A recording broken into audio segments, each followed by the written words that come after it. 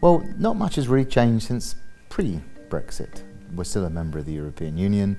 Really the only thing that has happened is sterling has fallen by 20%, which I think has given the economy a welcome boost. One of the reasons why I think the economic forecasts for Brexit have been proved wrong was that they assumed that Brexit would happen as soon as the referendum was finished.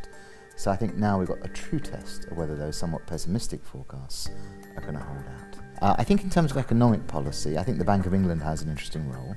Clearly what's going to happen is we're going to make trade more difficult with our major partners. So we need sterling to fall. We don't just need sterling to fall, we need it to be a fall in the real exchange rate. In other words, the sterling decline mustn't be offset by inflation. So the bank will have to raise rates to make sure that sterling decline doesn't feed through to inflationary pressure.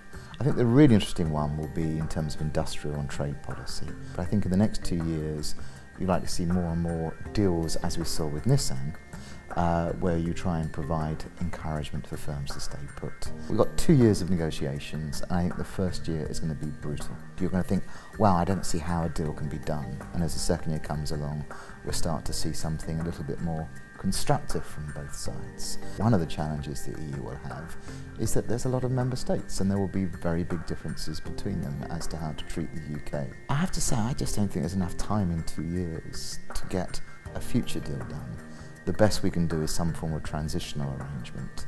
But the UK has to make itself as welcoming as possible to a global world. So I find it very hard to see how they won't be a permissible regime for high-skilled labour. I think the hardest thing in assessing Brexit is that most of our evidence on trade, we haven't got anything that says that here's a country that used to trade and then suddenly starts to do less. So most of the evidence we've got are about opening up, or gradually opening up, or gradually tightening.